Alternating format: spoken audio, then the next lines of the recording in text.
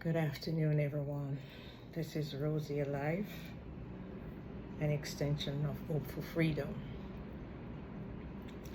You haven't heard from me in a while, but whenever I come on, it's always going to be something very interesting. So, today I want to talk about love. The kind of love that God intended each and every one of us to have. And it is all around us, and He loves each and every one of us. But sometimes we find ourselves in situations and we think just at that moment, He doesn't. Or I wonder if.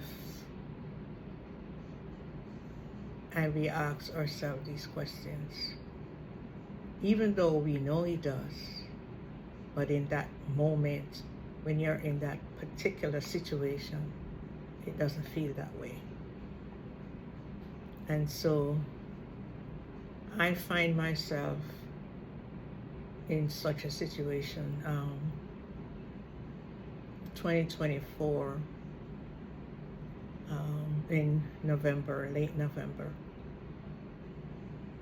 And I'll tell you why. I am here, and all I have around me is my church and my work. I don't have any family member here in Jacksonville. I have family member in the States, but no one here in Jacksonville. And so my best friend and her husband, her whole family, kind of adopt me into their family as if I am blood relative, not just a sister that is baptized into the family, but as if I was blood relative. And we spend a lot of time together. She makes sure that, when my birthday come around, we get together, we have Chinese food, and, we just have good laughter, take pictures, her son, her daughter-in-law, her husband, and we just have fun like real family should. And she moved away, and I sat here. I know she was moving. I helped her pack and everything, but a week after she moved, I sat in my living room and I started crying. I'm not lying. The tears just start running, and I'm like, God. I mean, everybody in my church, I know for sure that they love me. There's no question there. Every single person. But this family adopt me as their family. This is the family that I spend. There's not a week past that we don't spend time together. I was even living in the same building with them and her, mother-in-law, and that's how it was. So after she moved, I'm like, God, the one family that you truly allowed to treat me even better than my own blood relatives, you take her away from me. And I sat there and I said, Lord, I know you love me, but what kind of love is this? Here I am now all by myself. I mean, I have the church, but this is the family that I spend, most of my time together with, as long as I'm not at work. And I kid you not, guys, a week after I did that, the following week, Sunday, I was coming from work, 3:42 to be exact, and I met in a terrible accident.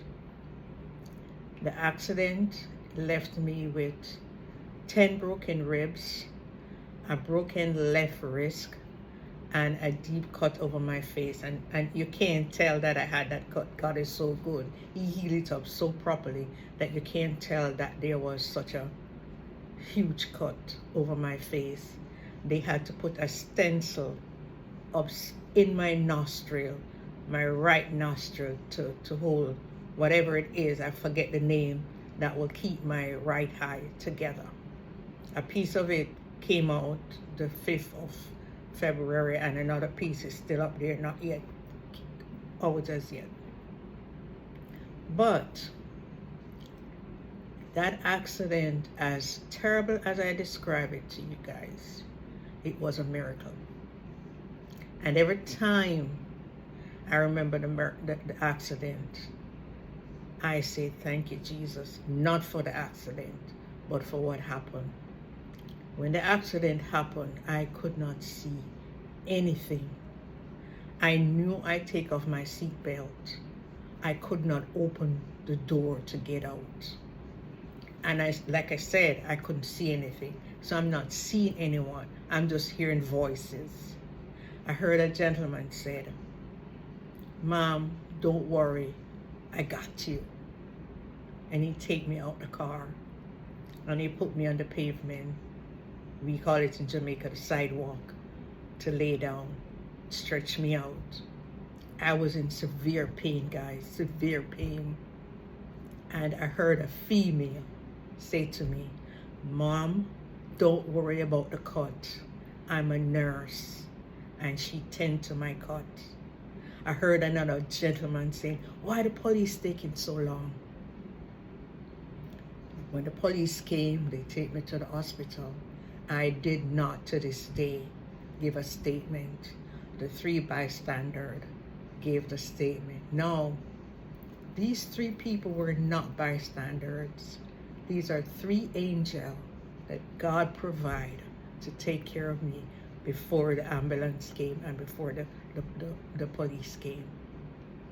And when I went to the hospital, this is a hospital where they get a lot of bad reviews. I had nothing bad to say about them. Every single person.